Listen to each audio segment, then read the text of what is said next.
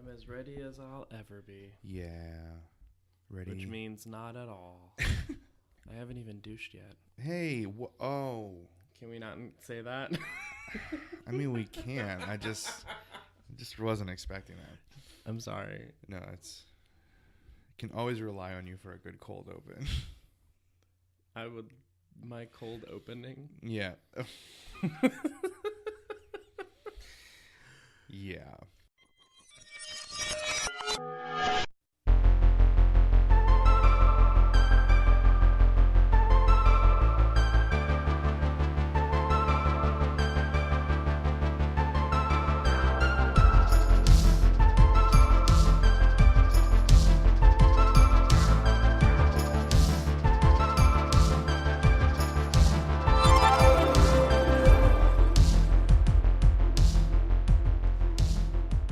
Hi, this is Cody Daigle-Oriens. This is Neil Daigle-Oriens. And welcome to another episode of Bearded Fruit. Yay. Yeah, come on. I'm sorry, I'm not here for your entertainment, Kelly Clarkson. Oh, no, come on. I think so. I like the better yay, so want to try it again? Hey, that's what everybody said after Kanye met with Trump. They liked the better yay. I'm making jokes that your 40-year-old mind can't. I did not wrap my brain around that Yay at all. is a nickname for Kanye. Kanye. Yay! I see now. I see. Okay. Yeah, I didn't know that. So I'm just gonna. Anyway. Yeah, I'm just gonna go home and like. We are. Home. I mean, I am. I'm sorry. Is this the illusion that we're in a podcasting studio in I'm gonna guess Simsbury, Connecticut? No, we're in New York. Yeah, we're at like in the fancy like ABC new. No, not even. Okay, so this is the craziest beginning we've had. So I'm gonna have to edit this episode. That's your own fault. Yeah, I know. So this week we are talking about President Trump. President-elect. President-elect. Doesn't that feel gross, though, to like President Trump? Yeah, this week we are going to... so we're just about a month away from the inauguration. His election was just unprecedented. It was. But we spelled it correctly when we said it. Yes, his inauguration is just over a month away. And, I don't think anybody has been feeling particularly awesome about the Trump presidency in the last, it's been over a month and a half since something like that. The nightmare began. And this week we have seen a couple of things that are not so great for the LGBT community. Some more signs that the next 4 years are going to be full of some pretty dark days. This is the darkest timeline. This is the dark. Yes. This is the darkest timeline. This is the darkest timeline. And there's some things that have happened over this week that we're going to talk about on the episode today that really make some very troubling signs. And for anybody out there who is still in this position of like thinking like, all right, well, maybe we can just kind of wait and see what happens. And maybe it'll be okay. Like, it'll be okay. We're going to be all right in the end because we have love and each other. Yeah, like there are some things going on that you really should be paying attention to, and we're going to talk about some of those today. So theadvocate.com reported that the House Freedom Caucus... That's my least favorite caucus. The House Freedom Caucus. They're ultra-conservative. They, this week, released a list of more than 200 federal regulations that it wants Donald Trump to repeal as soon as he is sworn in as president. These are all regulations that can be eliminated by the president without congressional approval. And they sent him this list and was like, hey, bud. Hey, buddy, what you doing? So they're like, as soon as you're president, can you just nip these in the bud? Mm-hmm. Like, get rid of them. And several of them are some of the key protections that protect members of the LGBT community. And they deal with things like education and healthcare. Mm-hmm. So one of them that the Freedom Caucus wants Donald Trump to get rid of as soon as he is in office is a guideline for the Department of Education on the treatment of transgender students in public K-12 schools and on any other schools or college campuses that receive federal funding. And these guidelines that were passed that the Freedom Caucus wants them to get rid of call on schools to recognize students' gender identity and treat them accordingly, including using their preferred names and pronouns, and also allowing them to use restrooms, locker rooms, and other single-sex facilities that adhere to their gender identity. And this isn't like a forceful law situation. It's literally just the federal government being like, "Hey, don't be a dick." Correct. There are guidelines for schools to follow. This is how you should probably, because this is nice. If you're using federal money, this is how we would like you to treat transgender students, K through 12, and any other schools or universities. So it's not even a law. It's literally it's guidelines. Yeah. And the Freedom Caucus feels that this is so reprehensible that we should, respect trans students. That's completely representative. It's so yes, it's unprecedented. that it's so reprehensible that we should eliminate. Side note, I just love that branding of Trump where he just uses the wrong word for a thing or spells a thing wrong. That's just going to be the thing for the next 4 years. That's just going to be the thing. He's Ms. Malaprop. Great. Anyway, because you don't know what that is. No. Yeah, theater nerds. I hope you know what that is. My theater nerd friends. Anyway, one of the other guidelines that the Freedom Caucus wants Trump to repeal is the Department of Health and Human Services regulation that implemented the non-discrimination provisions of the I know I was totally Miss Malaprop right there. Of the Affordable Care Act. And this regulation prohibited discrimination in health care based on gender or sex stereotyping, something that affects many LGBT people. And it also said that if you are a healthcare provider that receives federal funds, you cannot deny services related to gender transition. So the Freedom Caucus has, before he's even gotten to listen to Ted Nugent play at his inauguration, worst inauguration ever. Before he's even gotten to the inauguration, they're already encouraging him to roll back protections for LGBT people. Now, the list of 200 are not exclusively LGBT. The other regulations have to do with things like business and the environment. I don't know about you, but as a queer person, I like living on the earth. I do like living on the earth. Yes. I've been very fond of it. Yes, I've grown attached to my corporeal binds. Yeah, I appreciate the gravity of my relationship to the earth. Shut up. Thought you'd like that. I'm leaving. No. Foley. All of a sudden we're like the Black Tapes. We're a story podcast all of a sudden. We're a mess today. We're the Pink Tapes. Yeah. So if that wasn't bad enough, the Family Research Council, our friend Tony Perkins, crazy Tony Perkins in the Family Research Council, they're really not researching family things. They're really just being anti-gay. I prefer just calling him Anthony Perkins. Yeah. So they released a statement this week asking the Trump administration to do something kind of horrible in the State Department. They have, this is what they asked. The incoming administration, and this is a quote, needs to make clear that these liberal policies will be reversed and the activists within the State Department promoting them will be ferreted out and will be replaced by conservatives who will ensure the State Department focuses on true international human rights like religious liberty, which is under unprecedented assault. End quote. Because that's not being activist at all. No, that's not being activist at all. The Family Research Council has asked the Trump administration to go into the State Department, find everyone who is pro-LGBT, and say bye Felicia to them. Get rid of them and replace them with people who are anti-LGBT so that they can focus on religious liberty, which we all know is a code word for I want to discriminate against some people. I think okay, so what really offends me the most about this isn't even necessarily the notion of firing gay and pro-gay people. It's actually just the audacity that they have to say oh, they're activist. So we're going to go in and actively do a thing to change the culture of a thing. Mm-hmm. Really, y'all?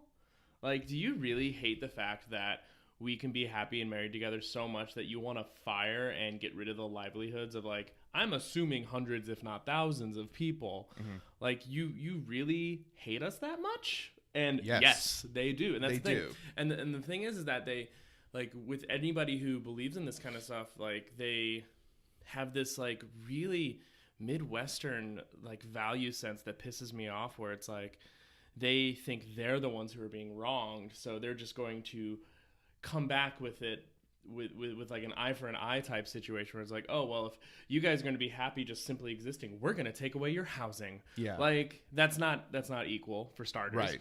But there's just something really, really frustrating with that logic, that they genuinely think that they're doing good by literally making it harder for people to pay their bills. Yes. Well, you know, I think when you have that world view, the idea that we can all live together in this world and live different lives, completely different lives, is kind of horrifying when you're these people. Like, they really just, the idea is that they just want all of us to behave accordingly. They want all of us to behave the exact same way, according to their rules and strictures, even though our worldview doesn't necessarily say you can't be them. Their worldview very clearly says, unless you're us, you can't exist.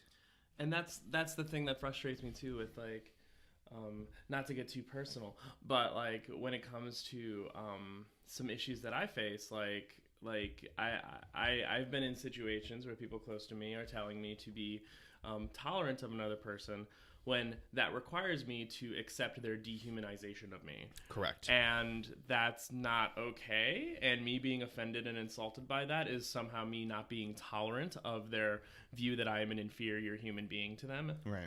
And that I'm in an inferior relationship than theirs. So, like, I think I'm allowed to be a little pissed about that. And I think I'm allowed to, like, fight back against that. Well, and that has been a sort of rhetorical approach to many conversations post the election, that those of us who think that a Donald Trump presidency is a complete nightmare for the rights of queer people, women, people of color, immigrants, any, like, all of those communities, we are always being asked, like, okay, now come on, like, make space in your heart for the people who think that you don't matter, for the people who think that you're lesser, for the people who think that you are a sinner and are horrible and are being a terrible human being. And then we're all Linacia Sparks, where we're just looking blankly and then go, no. I love that moment. No. Yeah, and I think that's it's in a way its own form of oppression, by telling you that, like, you are somehow being wrong because you're not making space for a person who denies your basic humanity. Yeah, how dare us? How dare we, right? How dare we not have time for your bigotry? Yeah. How dare I? It's incredibly, it's totally upsetting. So this isn't these two situations, which we sort of kind of sidetracked away from, the Family Research Council and also the Freedom Caucus, it isn't the first situation in which the Trump administration has signaled that they're open to doing these kinds of things. So if you're out there and you're thinking, nah, they're just asking, they would never really do it. But wait, there's more. The Trump transition team did this in the Department of Energy recently. They requested the Department of Energy to give them a list of names of everyone who worked on climate change matters. That's so shady. It's like some serious McCarthy level kind of nonsense. That's so shady. It's like 1950s blacklisting. It's like that professor watch list too. That's out totally, there now. Yeah. Like, it's so shady and unnecessary and extra, and it's like, why? That's not how government works. It's not how. That's not how this is supposed to work. It's not how it's supposed to work. It is unfortunately how it is working. Of course. Now the Department of Energy denied that request, but the team was willing to do it. They were willing to say, hey, can you give me a list of people who disagree with us so that we could just, like, send them Christmas cards?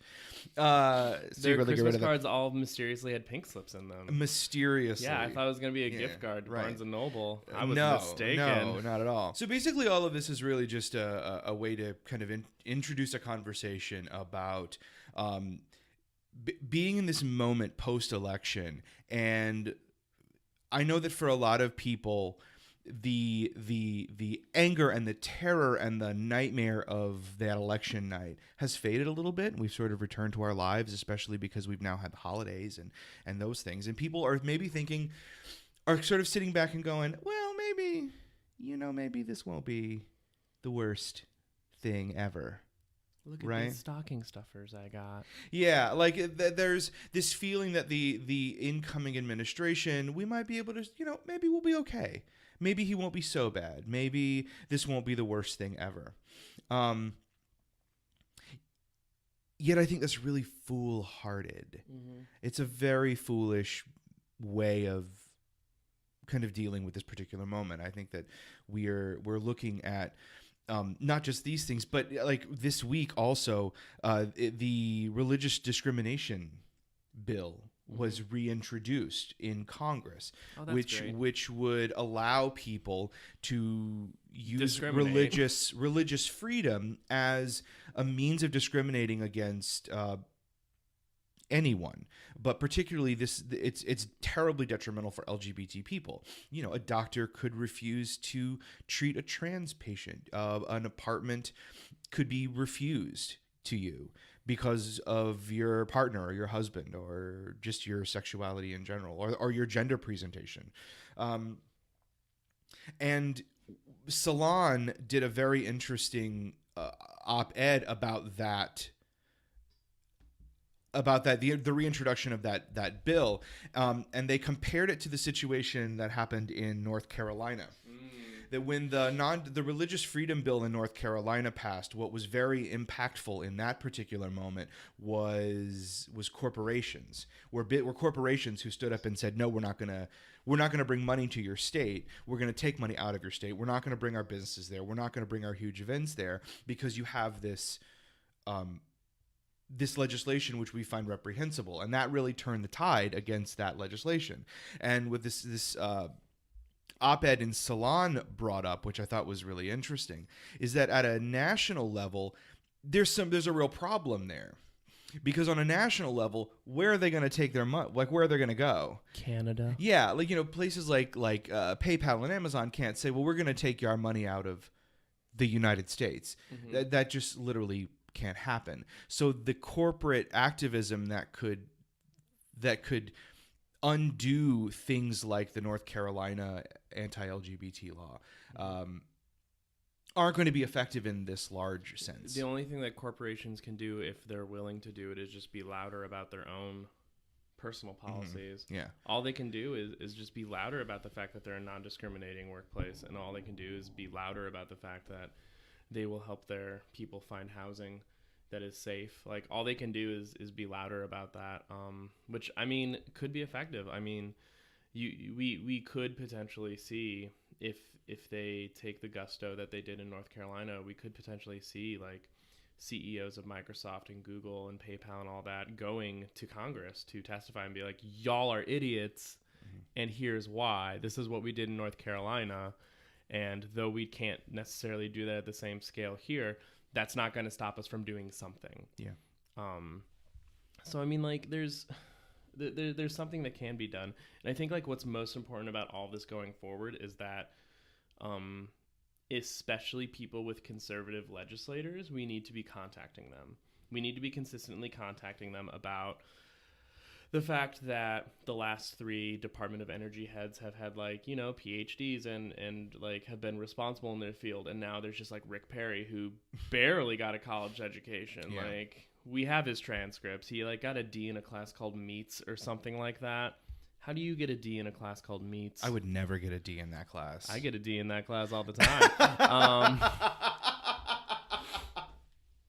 So great. Anyway, so, but I mean, like, we can point to things like that and just be like, hey, how about going forward we take a grain of salt? And then you have to pay attention. You have to pay attention and see what Trump's trying to do, and then write your legislator and be like, this is a terrible idea because XYZ.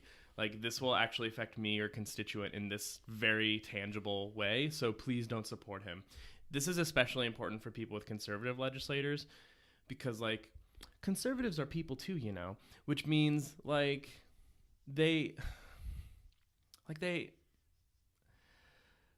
they have a thought process, and it doesn't take that much to really see how terrible a lot of these things are. It really doesn't take much. Doesn't take that much contextual clues. It doesn't take much at all. And like even before the election, we had people like Paul Ryan and Mitt Romney, who are now, of course, buddy for obvious reasons. But like we had them like basically saying Trump is a terrible human being and should not be elected. So like that existed, and that could still very well exist. And I think that if anything, the conservatives are in the power to be like the ally. Like it pains me to say that. It pains me to say that because like that is the exact place that they are right now in Congress and in the Senate. Like that is exactly where they are right now, and we need to get them on our side. They can still be conservatives, they can still have the beliefs they want, and they can still try to do what they want to try to do, but there are certain very specific things Trump is trying to do that is incredibly detrimental. That isn't even conservative or liberal, it's just detrimental. Well, I think it's very important to, in what you're saying, to make that note that we have to shift from putting all of our eggs in the presidential basket as the vehicle for change, and shift our attention to the less sexy, the less glittering and fabulous business of like representatives and senators and people who are in our national legislature and then also state legislatures as well.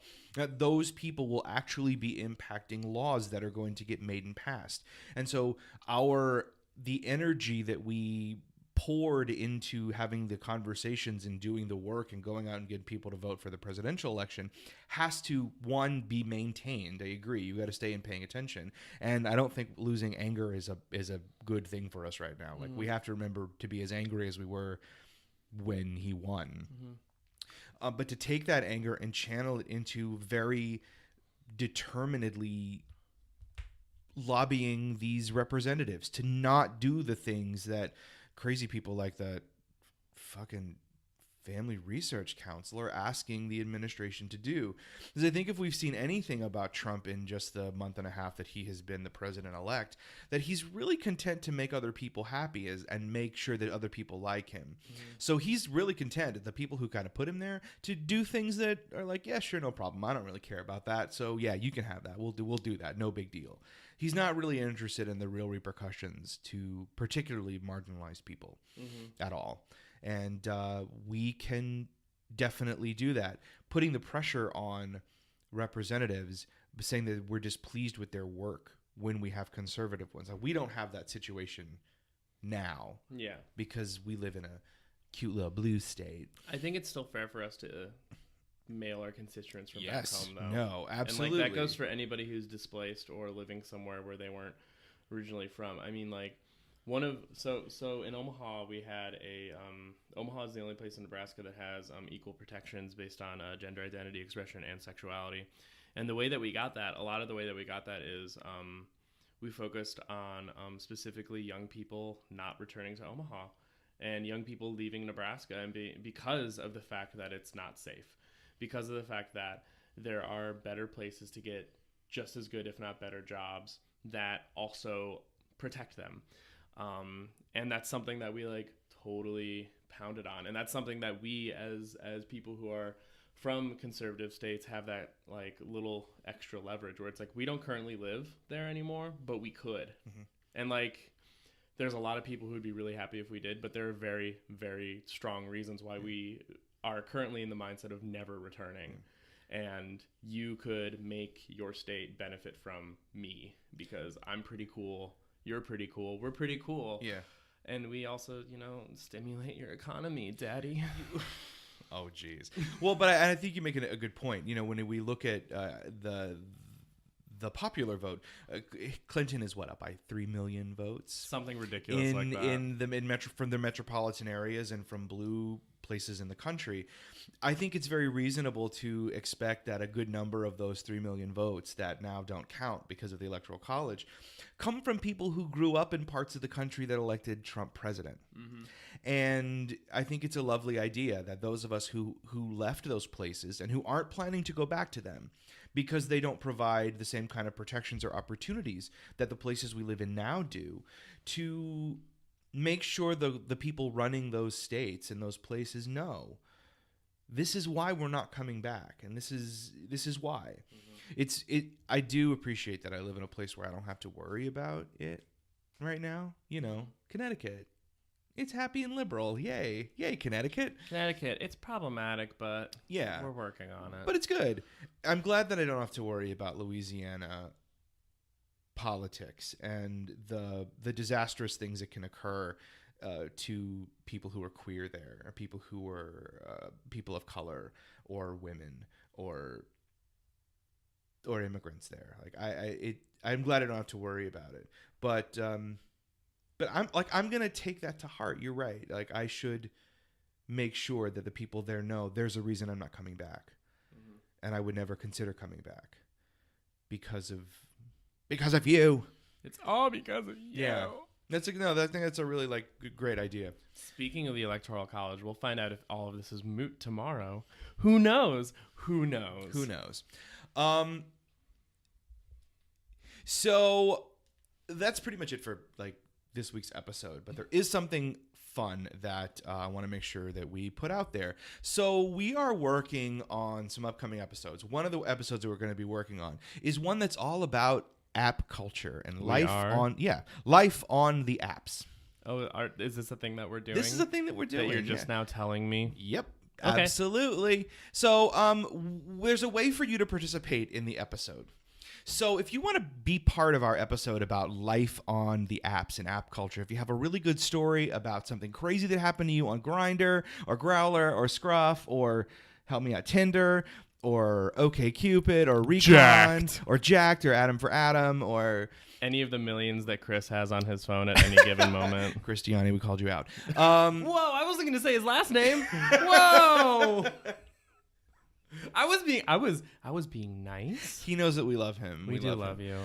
There's a way you can participate in that episode. You can be part of the episode by giving us a call and sharing your story. So if you're in the US, it's going to be free for you. But if you're outside of the US, like all those international and long distance things would apply. We're working on ways to get you to participate in our episodes.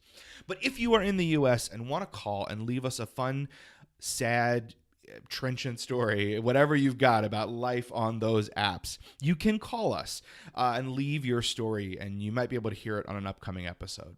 The number to reach us at Bearded Fruit is 860-785-0633. So you can leave your story, or you can just leave any comments or responses, anything you want to share about any of our episodes. We may use it on an upcoming episode. You can tell that we're really in Connecticut now, that we have an 860 number. Right. What's up? So once again, if you want to be part of an episode on app culture and life on the apps, or you just want to respond to something you heard on this week's or a previous episode, feel free to give us a call. It's 860-785-0633. I feel like we're in the intermission of a Ricky Lake episode where it brings up an entirely different topic that's not does your boyfriend have an obsession with putting fruits in his anus? And it's 3 weeks later you see this episode and it's about boyfriends. It's about that. Yeah. That's what's happening now. That'll be in February. How romantic. Right. And as always, we were so appreciative of everybody who listens to the podcast. Actually, this week we had our best listening week, which is really fantastic. More people tuned into an episode this week than we have had ever before. So that's awesome. Thank you so very much. Yay! Continue to spread the word about Bearded Fruit and share episodes with your friends. When January rolls around, we're going to have some new fun interactive features on the website and also as part of the podcast. So please spread the word and grow our community with us. We love everyone who listens to the show, and we'd love to have more people, like-minded people, participating. Ways you can do that: you can subscribe to the podcast on iTunes. You can also leave us a review, which is awesome, and some stars there too. That helps us out. You can also find us on the web at www.beardedfruit.com, or you can find us over on Facebook at Bearded Fruit. However you connect with us, we're always happy to hear from you and interact with you. And as always, we appreciate you listening more than you know. So have a great week, and pray for a faithless elector. Yes, pray for a faithless All elector. I want for Christmas is a faithless elector. And that's pretty much the end of today. I'm sorry if I clipped the mic just now. No, that's totally fine.